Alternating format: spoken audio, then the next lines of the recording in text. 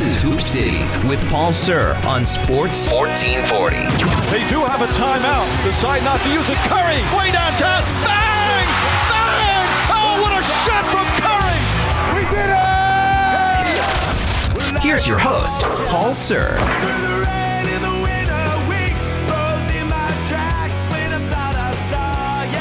All right, welcome back to Hoop City. And once again, I'm sorry, I'm not Paul Sir. I'm sorry to disappoint you all. You know, I'm about a foot and a half shy and about 50 years too young. But alas, the show must go on. So here I am as Paul continues his family vacation. You get me, Josh Fenwick. Second leg of Josh Fenwick Day here on Sports 1440. Seeing as how last week was edition 1, today is part 2, Electric Boogaloo, as I'll be on pre and post game later today.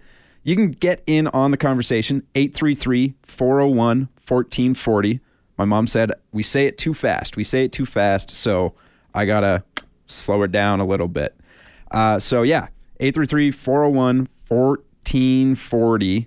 That is our text line. We're going to be talking a lot of hoops today, lots going on. The WNBA, they held their expansion draft yesterday, Toronto Tempo. We get to see the first look of their team before the entry draft in the WNBA. Same for the Portland Fire. Luka Doncic falling out of the MVP race after a grade 2 hamstring injury that he sustained yesterday. So he is out. Cooper Flagg, he drops 50, youngest guy to ever do it. And so much more. So we got a pretty exciting show for you here today. Doug McLean, he'll be with us at 11:20. We're going to be talking a whole bunch of stuff. We're going to go back, look at the Can West playoffs, because I don't believe we've had him on the program since they ended. He does play-by-play for the U of A Golden Bears and Pandas. We're going to be joined by the man himself, Paul Sir, for a segment. We'll see how he's doing down in California, as well as get his thoughts on lots of headlines just around everything. Probably talk to him about our 3 from deep plus 1. And then a pre-recorded interview that Paul sent me with him and Kevin Lehman as they discuss the Final Four here in the March Madness men's tournament bracket. That's happening today. Let's just rewind a second to yesterday in the NCAA with the UConn South Carolina game. Obviously, you know, Gino, he's sort of out there. You know, the conversation between him and the media. First, he's talking about the reffing. Then he's getting in Don Staley's face. And then in his post-game presser, he says, head coaches go to the center of the court. They shake hands. I waited there for 3 minutes. Nobody came. It's an absolute joke. You know, there's things out there about Gene. What kind of he's a competitor. He's a guy that cares a lot. And, you know, is he the most sportsmanlike or anything like that? I think he is quite sportsmanlike, but takes everything very, very seriously, in my opinion, and is a guy of tradition, and is not afraid to be honest and speak his mind and everything. So him saying that to the press, Don Staley should go shake his hand because they didn't. Does he need to get in her face after? No, he does not. But regardless, South Carolina knocks off UConn. Another little extra zhuzh as to why Gino was a little more animated last night. You know, lost. They could have gone back to back to win national titles. So just a little more animated from him. But I don't think Gino did anything wrong. I'm not even going to say that Don Staley really did anything wrong, because she said, I went and shook the whole staff's hand. I must have missed him or something. Like I'm sorry, but also, come on now, Don. You've been doing this a long time. You know where he is. You can go. You can find him. I believe you. But yeah, I just wanted to touch on that. So it's going to be Don Staley and South Carolina versus the UCLA Bruins. Bruins make it to their, I believe the headline was their first championship round. So pretty exciting stuff for them. I'll take UCLA for the story. And then also Final Four getting off today. Pretty exciting stuff. We're seeing UConn and Illinois. That's the early game. And then a battle of the 1 seeds, Arizona and Michigan. UConn, give me UConn. All right, Dan Hurley, he's got these boys drinking something. I tell you what, he is absolutely fired up, and I think that does a lot for a team. I think they're very excited to play, but I'm not fully ready to write Illinois off. So, give me UConn. In true March Madness fashion, it's going to be a buzzer beater. And then, drifting to the other side of the bracket, this is a homer pick for me because I am a fan of Michigan. On and off. Pretty casual fan of Michigan, all in all, in college sports. Needed a college team. Uncle's a Michigan fan. So I said, all right, Michigan, that's for me. Michigan, Arizona. I think Michigan is going to play the top end of their top end game. I think they'll win by 12 over Arizona, who probably does have the best player left in Darren Peterson. Probably going to go number 1 overall in the NBA draft this year, but who knows? Maybe Arizona goes up by 15 and he enacts the clauses in his NIL deal. Hey, you know what? We're up. I've hit my threshold for things that allow me to take myself out of the game, so I'm going to do that. Not going to happen, because if he does that, there's some serious problems and he tanks his stock terribly. But I like Michigan at the top end of the top end. I think Michigan is the best team in the left in the tournament.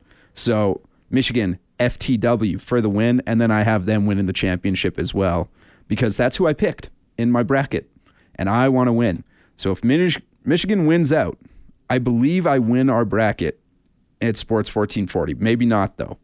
Maybe not. My max is 1240, and that is the only pick I have right in the Final Four. Actually, I was right about Arizona making it to the final, but Michigan, that's who I have winning, and I want to win.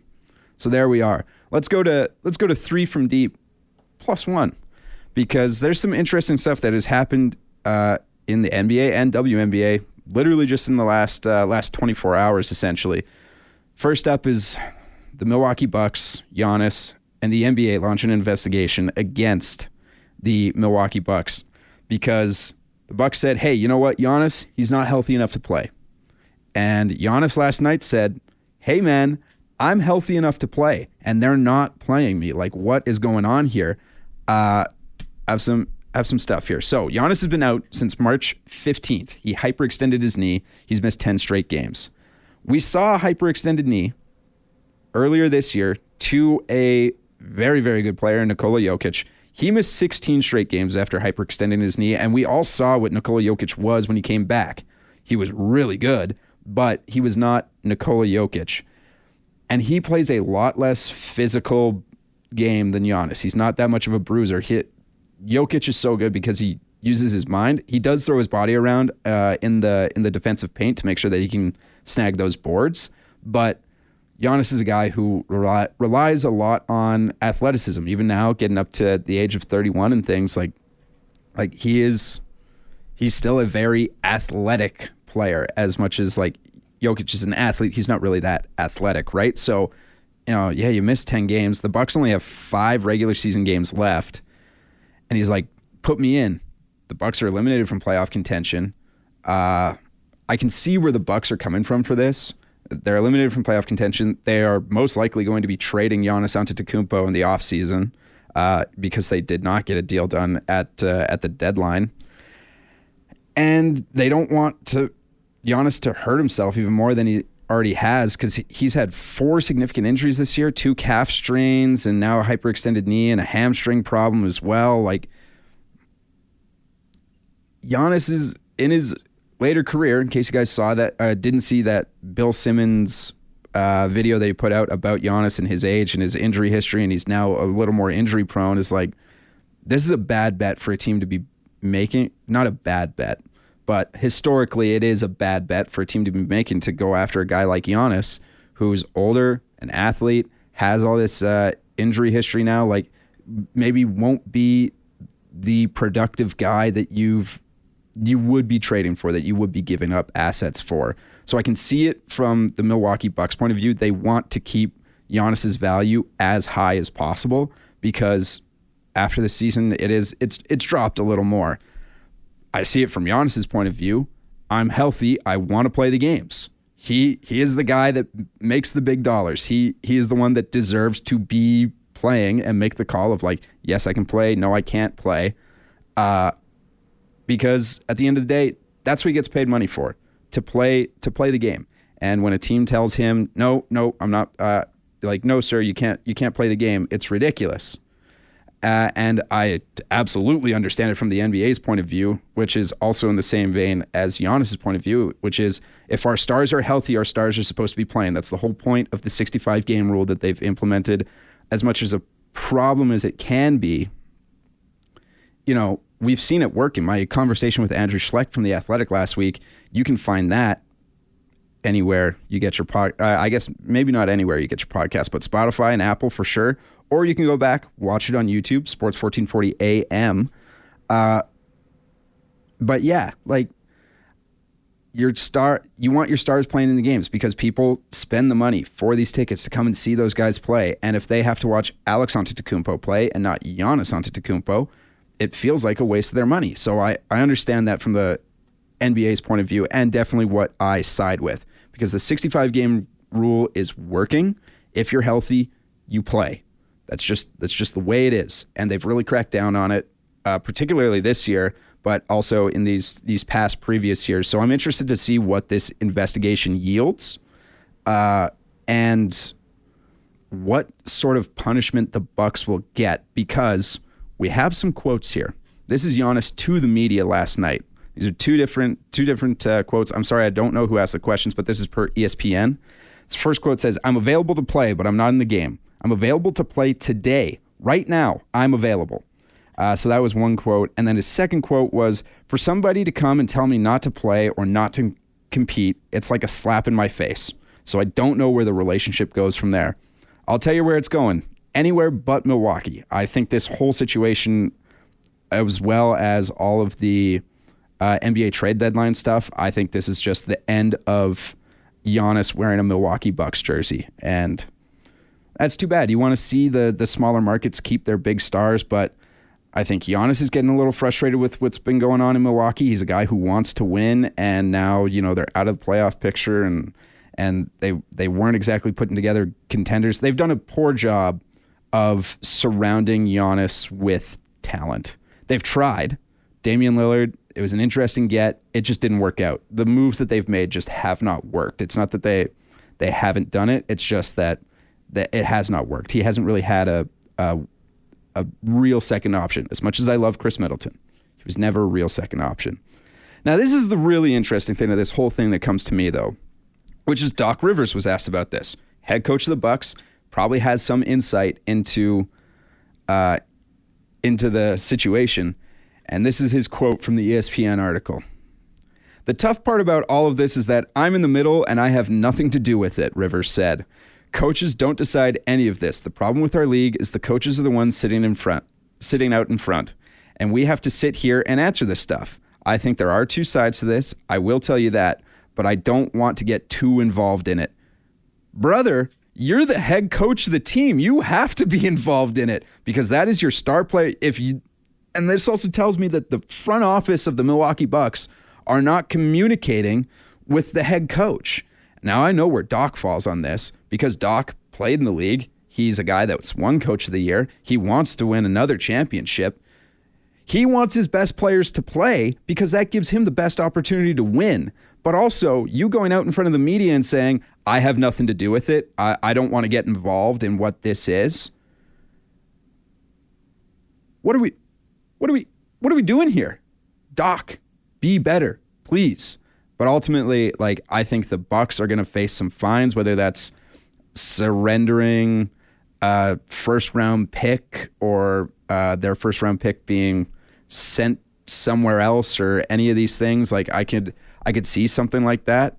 But I also know that Giannis will probably most likely not be a Buck by tip-off next season. Number 2, the Toronto Tempo and Portland Fire. The expansion draft happened. They selected their teams. Now let's just burn through the rosters really quick here because I do have them in front of me. The Toronto Tempo roster: Julia Alaman, Maria Condi, Lexi Held, Aja Kane, Maria Kliandikova, Kitja Laksa, Marina Mabry, Nikola Milic, Alia Nye, Naira Sabali, and Christy Wallace. That is the Toronto Tempo's roster after the expansion draft. And the Portland Fire have Sarah Ashley Barker, Chloe Bibby, Maya Caldwell, Bridget Carlton, first overall pick, and Canadian. So shout out there. Emily Engsler, Louisa Geisel-Sauter. Sorry, that's a German name. I definitely fumbled the bag on that one. Haley Jones, Carla Leite, Nika Moole, Nia Diu Puak, and Sug Sutton.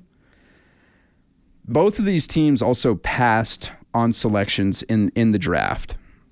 The Toronto Temple passed on the 12th pick in the first round, so the final pick of the first round, they passed. And the Portland Fire passed on the 10th pick of the second round.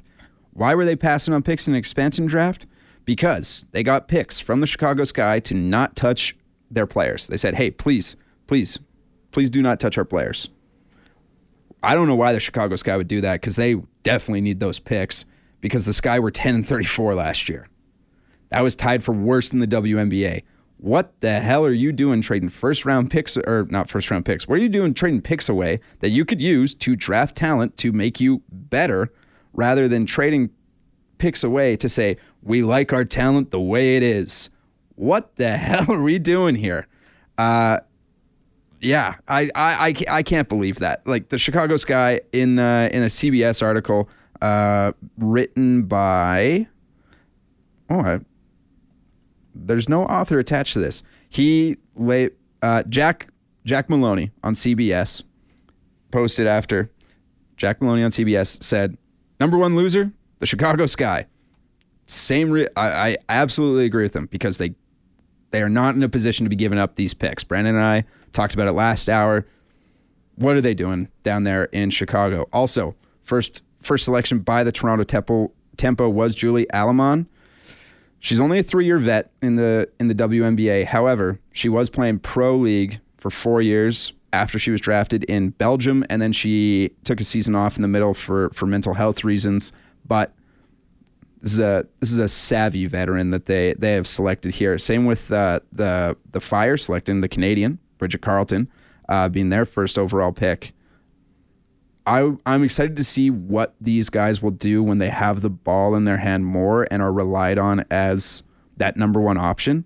Particularly Bridget Carlton, who has been a starter in the league for a long time. So I'm amped up to see what she can do, particularly shooting the ball, because she's efficient. She just doesn't get the shots every night.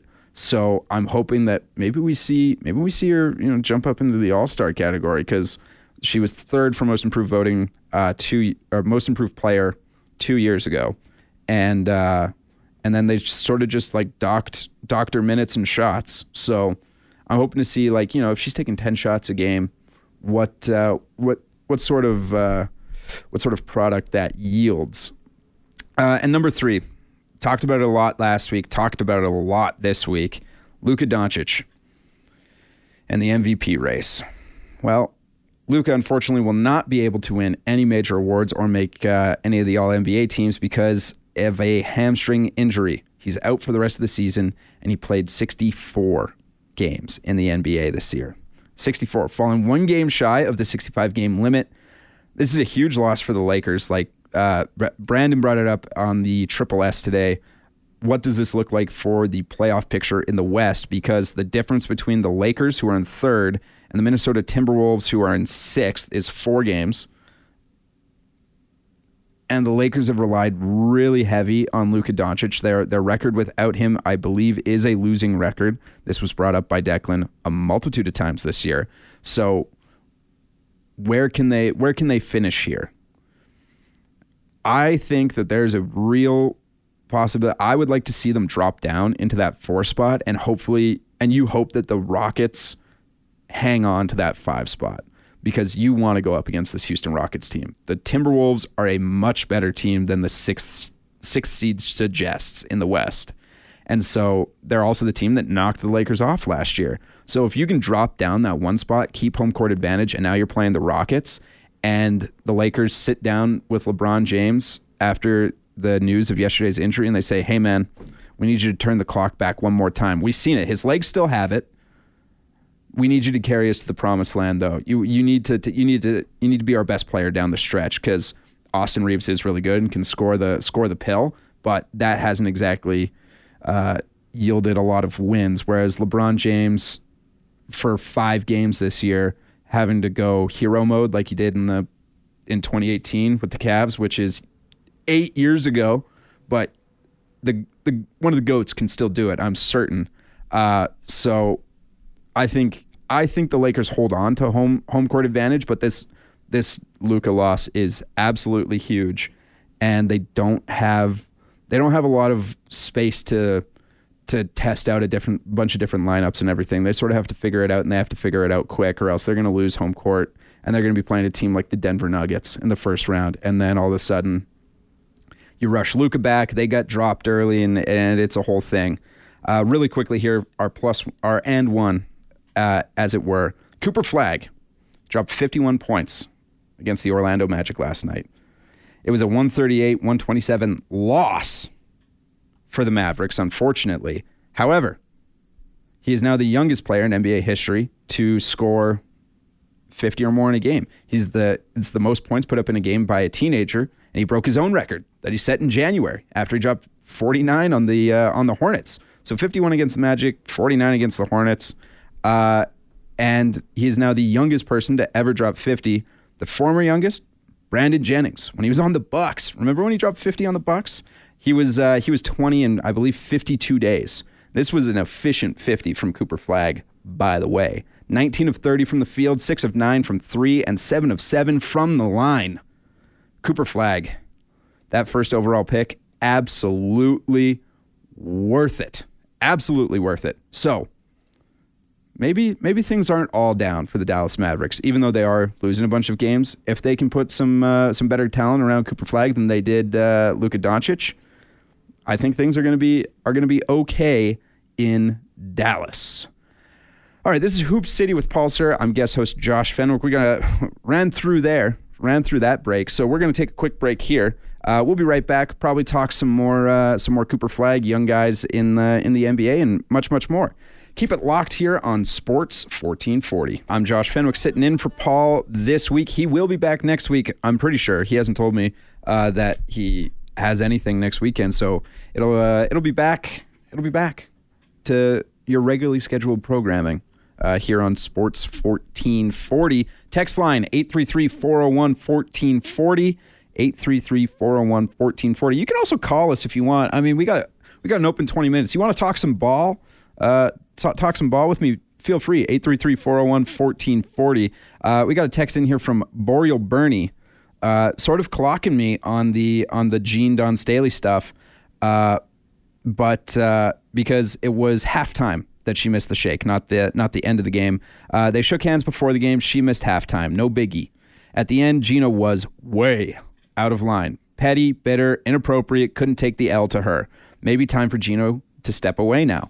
I don't think Gino is going to step away. He is far too successful, but maybe one day he will. Maybe one day he will. But I don't think yet. But I understand where you're coming from with the petty, bitter, inappropriate, couldn't take the L, sort of a sore loser sort of deal. And then even like his comments in his interview coming out at halftime, where he said, like, I've been around a long time. I've been doing this for a minute, just in case you guys forgot. And like normally I just try to take it on the chin, but I've got some issues with the officiating here. So, a little bit of a tough look here for Gino, but I'm sure they'll come back bigger and better than ever, and he'll have a end of season press conference where after, cooler heads have prevailed, maybe he'll walk back some of his statements a little bit, or a little bit, maybe not. Again, you're a competitor. Tiger, couple of texts here from Tiger as well. He said, "Come on, Josh, if that dude coach wins, he doesn't say a thing. Poor loser." Again, fair criticism of Gino. Fair criticism. But yeah. And then he said that dude coach was an embarrassment. Thanks, Tiger. And then he sent in a third text as well. Hey, Josh, is anyone talking about the record number of non-Americans on NBA rosters? It's up to 25% now. Record number of Canadians as well. Yeah, the game is becoming more worldwide. And we've discussed this, maybe not on air, but Declan and I have had conversations about this a lot, which is how far down the list do you talk about the best players in the NBA before you hit an American? Because, like, we're talking Jokic, we're talking Giannis, Luka Doncic, Shai Gilgeous-Alexander, Victor Wembanyama. There's 5 players right there. Not a one of them is American, right? Like, and these are all guys that have won, not all guys, because sorry to Luka and Victor, especially sorry to Luka, because maybe this year was the year he was going to win it. I still don't think so. And Wemby obviously making his push for the MVP this year, even though it seems like it's Shai's to lose. Yeah, absolutely. We've brought this up a lot, and that it is becoming a more worldwide game, and especially when you see the differences in particularly Europe, the way that they play the game, and guys like Luka Doncic, it's sort of becoming more like how the NHL works here in Canada, where like they're playing pro ball at the age of 14 or 15. They're playing for clubs at 14 or 15 years old, much like how, the WHL. You're 14, 15, you get drafted in the WHL, and things sort of continue on there. If you're the good of the good, and they play a much different style of game over there as well. It's a lot rougher, so they rely on a lot more skill. The defense is a lot different. Luka Doncic has talked about it a lot in post-game press conferences and things, where he says, hey, like, it's easier to score in the NBA. I'm not like dissing the NBA or anything, but the rules for defense are different. There's no 3 in the key rule in Europe, so you can just have your big man planted down there. They can't do that anymore. They haven't been able to do it since, I believe the rule was brought in for Shaq. He can't spend 3 seconds in the key because he just camped down there. Boom. But I could be wrong, and that was Wilt Chamberlain, because something else Shaq brought in. So I might be getting crossed up with that. But They play a much more physical brand of defense. It's harder to get fouls in the European game, and so you see these European guys when they come over to the States, when they come over to the NBA, and you realize how easy it is to get a call, and sort of like all the rules that favor the offensive player. That, yeah, all right, it is easier to score, because if you drive to the net and you get bonked, well, that's 2 free throws. Or that's at least a free throw. So you're getting either 2 or 3 points on every possession, because, again, with it being harder to get free throws in the European game, you got to be a lot more nails from the free throw line, because you got to capitalize on those opportunities. Yeah, I was going to read these texts, as I learned from Low Tide, from Down South Willie. Terrific show this morning, Josh. You know your stuff, from Down South Willie. Thanks, man. Appreciate it. And then we have a text in here from Brew Crew. Again, you can text us, 833-401-1440. Josh, you are doing great. Is there a 3x3 tourney this year? If so, when again? Brew Crew. This was announced 2 weeks ago by Paul, is that the 3x3 tourney will not be returning this year, I believe. I'm pretty confident that's what it was he was talking about, was the 3x3 tourney. But guess what? We're going to have Paul on today, so we'll double check that for you. But hey, you know what? They could probably use some sponsors and things like that. So, get in touch with the 3x3 crowd. And next year, maybe it's coming back to WEM. It would be really great if for Canadians, if the game was here at WEM, because it was something. That's also the first time I worked with Paul Sir ever. I produced his show while he was down at location covering the 3x3 tourney last year. So that was incredibly fun. There is one thing I want to bring up, though, because and this is related to the MVP conversation, which again has been discussed ad nauseum here on the station between Declan and I, and we were sort of at each other's throats. Was ESPN did a preliminary vote for the MVP award. And this is their MVP straw poll 3.0 with the full results. This is it gives us the number of first place votes and the total number of points accrued by a player on the ballot. So, leading with the most first place votes is Shai Gilgeous-Alexander. He's still slated at number 1 to win the MVP because he had 958 total points in this poll. Victor Wembanyama received 8 first place votes. He finished second with 644 total points, and Jokic places third. So that's your top 3 right there. He only got 3 first place votes. It's third overall, 500 total points for him on the ballot. Luka Doncic received 0 first place votes. Still ended up 4th overall on the ballot with 347 points, but 0 first place votes. And Michael Wilbon sticking to his guns because Jaylen Brown finishes 5th and gets 1 first place vote. And I know for a fact that was Michael Wilbon because he has been adamant that Jaylen Brown is his MVP this year. So Jaylen Brown finishes 5th overall, gets 1 first place vote, has 123 total points accrued. So that's your top 10. And if this is the 3rd time and Shai is still leading by that much, I'm not too torn up about it. If Shai's leading, if he's leading the second highest guy with 80 more first place votes than Victor Wembanyama, then I think it's pretty clear that he's going to win the MVP award, which, hey, not a bad thing. Huge for Canada. Absolutely huge for Canada. I wish it was closer because it definitely feels like it's closer just when you look at numbers and impact and everything and like how great Wemby has been since the new year and even more than or even less time than that. And even when you go back to the beginning of the season, he was great. But I think we're only counting his step up that he seemed to take in the middle of this season. He would be if I had a ballot, he'd be my first place MVP. But I'm not torn up about Shai Gilgeous-Alexander being the front runner for MVP because he is as great as a guy who can win back-to-back MVP awards and go to back-to-back finals. And Andrew Schlecht even said it in our interview last week of, hey, it is a full regular season award. And if we go back, the last 25 games, yes, Wemby has been great. But if you go back to the beginning of the season, Shai Gilgeous-Alexander, without a doubt, has been the most consistently great player in the NBA. And that is a tough argument to stop because he is, consistently great is hard to argue against for an entire season. So I wouldn't be too choked up to see him get a win there. I just wanted to see Wemby win it so bad. And also, things can change.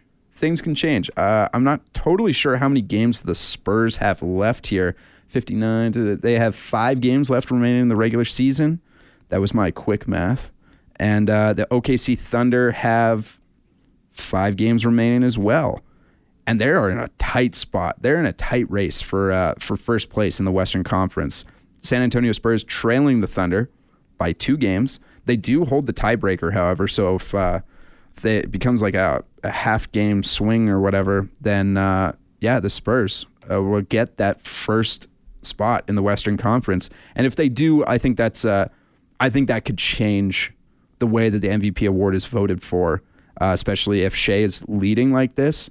But then the Spurs come up from behind the great play of Victor Wembanyama and take that first seed in the Western Conference over the absolute train that is the Oklahoma City Thunder. I think that works out huge in Victor Wembanyama's case for the MVP. We're gonna take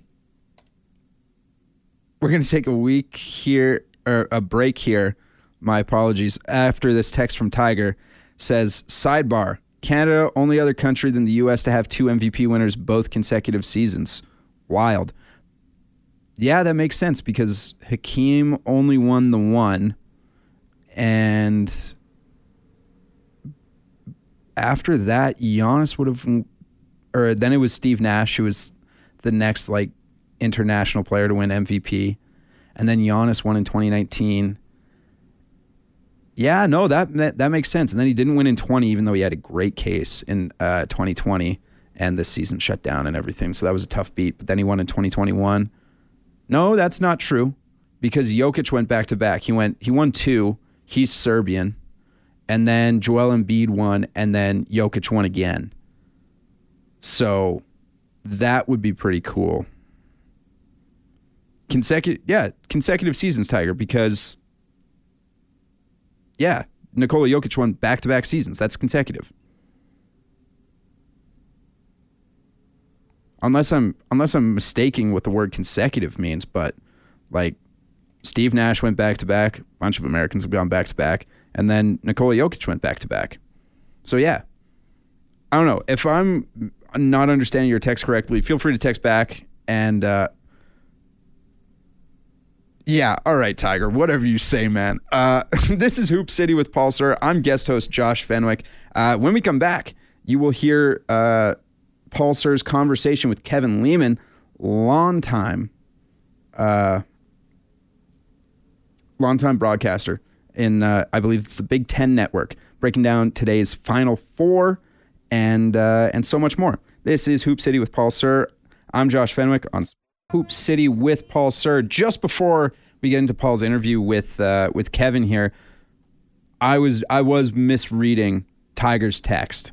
To have multiple MVP winners win both seasons consecutively. So yeah, only other country besides the U.S. to have that. So, had Jokic gone 4 in a row, which he wouldn't have, because I personally think that his second MVP in 22 and Embiid's MVP in 23, I personally think it should have been switched, but that's neither here nor there.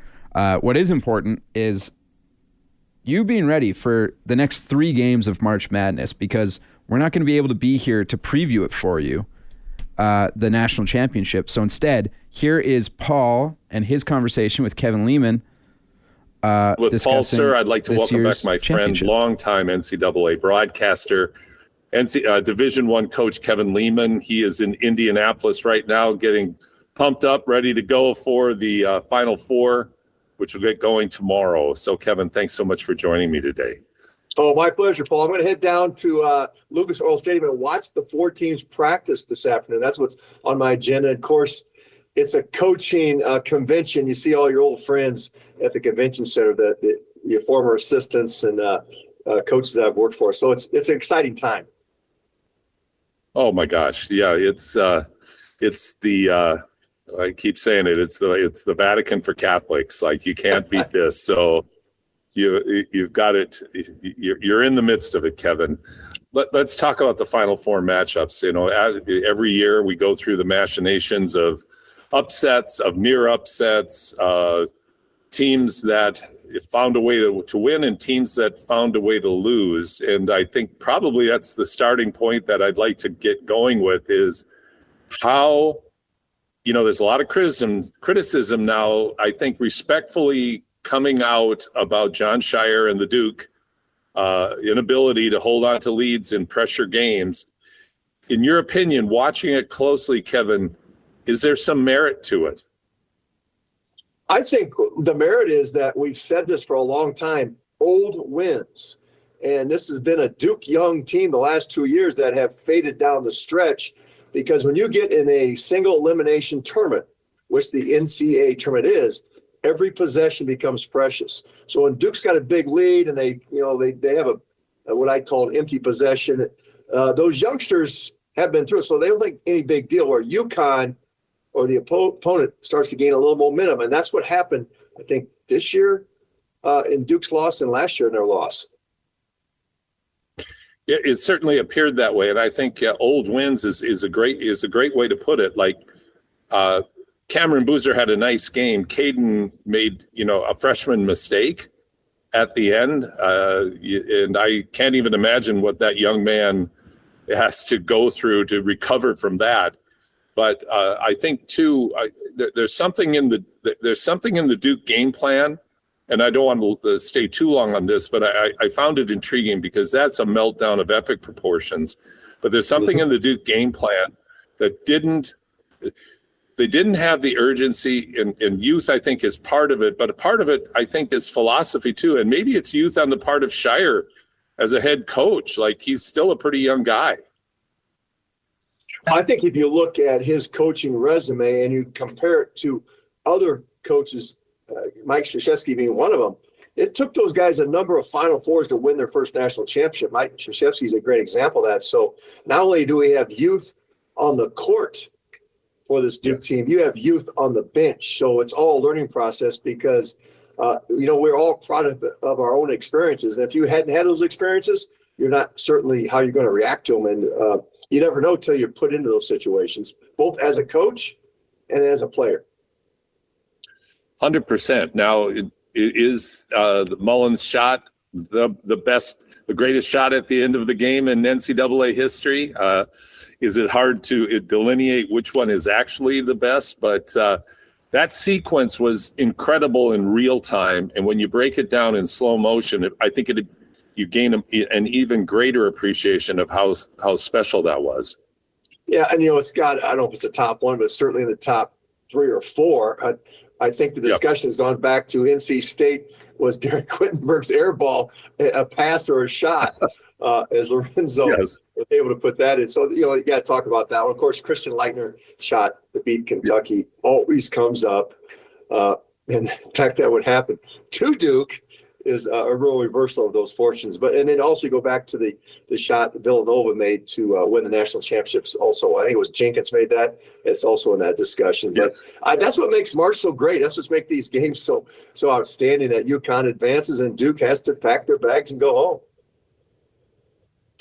I have this image of Greek mythology, Mount Olympus, and the basketball gods are up there devising new ways that they can create something nobody's seen before in a sequence. You never know year to year because we've never seen it all, because as soon as we think that, something new shows up.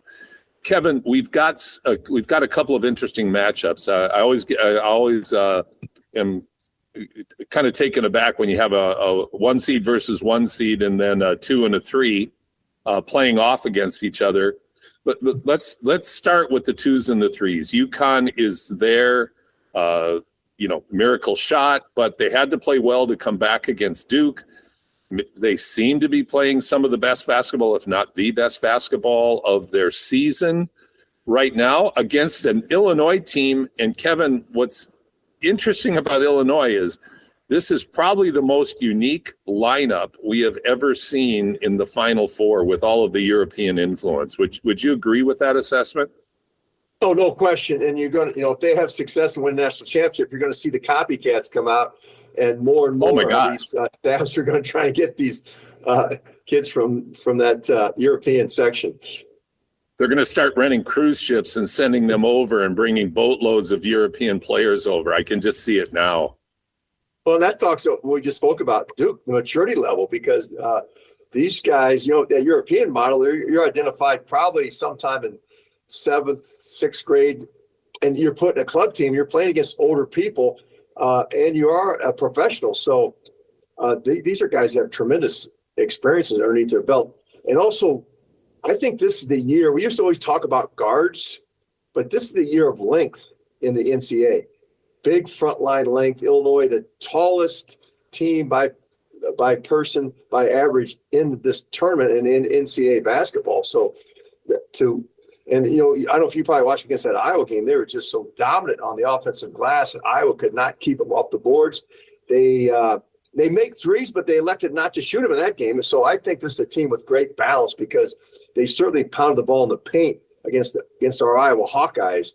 But I was looking at their stats. They're making just under 11 threes at 34%. So they can shoot the 3 ball also. They have the inside game. And here's where they've gotten better, Paul, defensively. They were not very good defensively. They got their guard back that was hurt, Boswell. He was out for 7 games. And they'd be more focused here in the last month at the defensive end.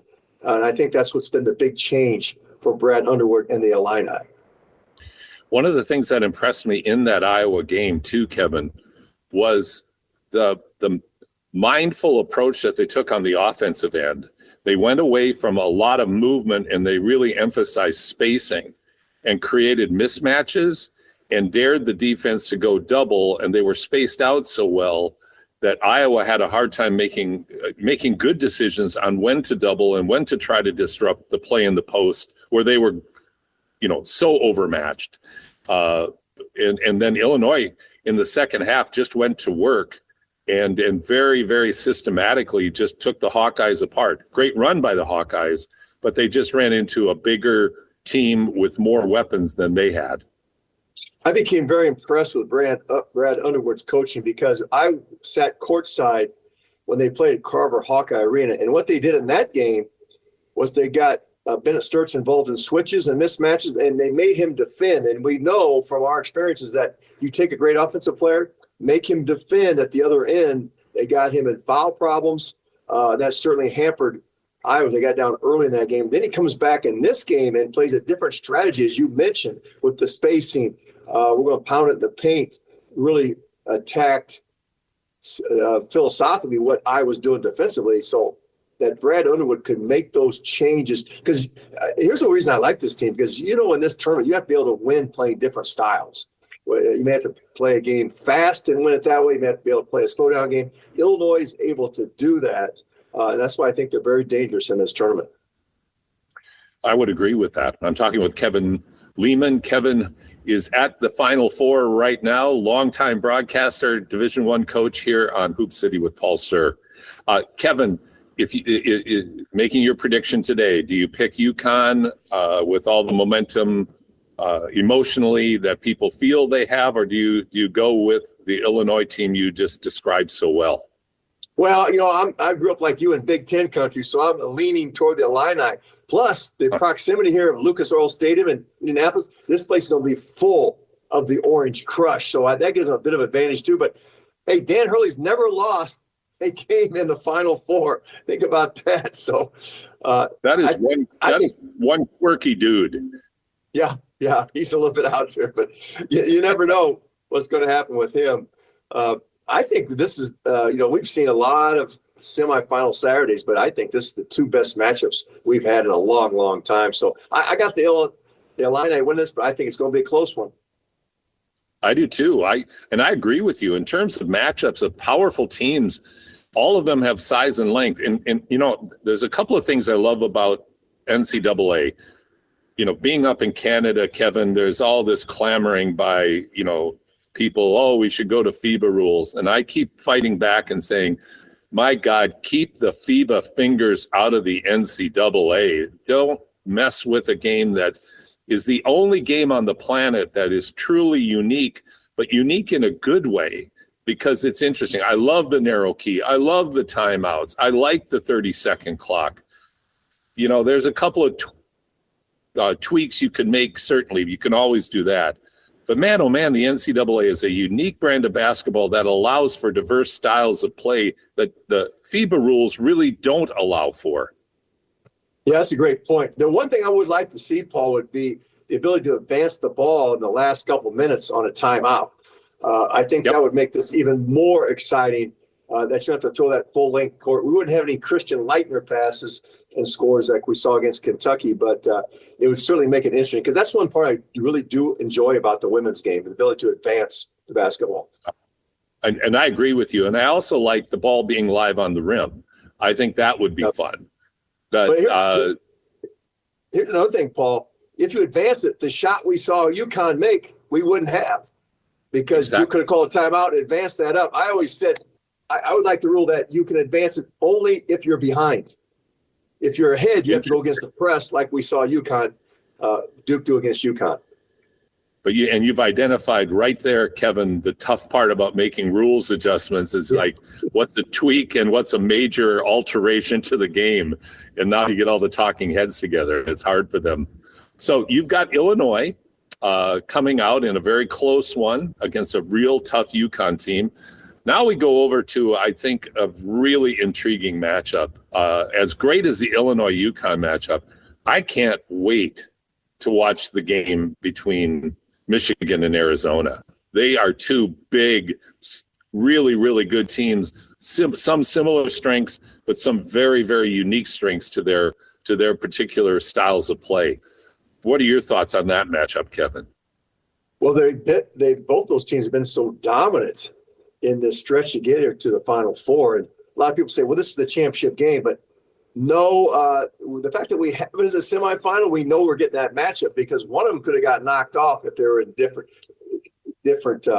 brackets are, but that's the other question. People want to reseed when you go in the Final Four. I said, no, that would completely mess up all the thousands and thousands of people who do a bracket if you reseed the 4 teams when you get here to Indianapolis, because there's some talk of that. But this is going to be 2 heavyweights going at it. We talked before about Arizona's ability to be old school and attack the paint.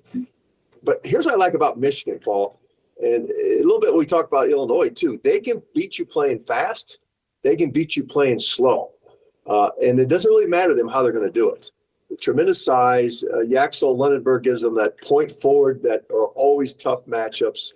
But, the news down here, I didn't hear the end of it, but Elliot Cadeau, their point guard, had to leave practice the other day because of some sort of reaction to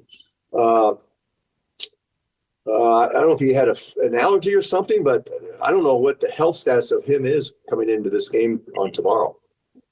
Ooh, that would be a massive loss for the Wolverines. But I think, I'm a Big Ten guy. This is where I'm torn, Kevin. I'm a Big Ten guy, but I know Tommy Lloyd, and Tommy, when he was at Gonzaga, really was responsible to be, I think, the first American program that really actively recruited foreign players. And by foreign, I mean not just Canadians, but Europeans as well. They made their bones recruiting Europeans before anybody was doing that on an active basis. And Tommy's one of the really great people in the game right now. So I'm excited for him. I think he's going to be in Carolina Blue next year, but I think they're going to throw so much money at him. He's going to have a hard time saying no. But they really have an old school style of play in Arizona, in my opinion, with a little bit of new school nuance to it. But big, strong, really strong men inside the paint, absolutely banging the boards and beating people up around the basket. Now, Michigan brings a unique size differential that they haven't faced much. So it'll be interesting to see which team is able to impose their will on the other. And here's another question that we always come across when you go into a football stadium. How well do you shoot the 3 ball in that huge environment with different backgrounds? Because you have a basketball court in the middle of a football stadium. So the teams that rely on the 3, such as Michigan, who's making just under 10 a game, versus a team like Arizona who's going to attack the paint. So will that work against the Wolverines in that type of environment to shoot the basketball? Welcome back that was the conversation between Paul and Kevin. We're going to take a quick break here. Then we'll be joined by the man, the myth, the legend, the tallest skyscraper in the Edmonton area, Paul Sir, the host of this great program, as he's down in California, I believe. We'll have him on the phone right after these messages.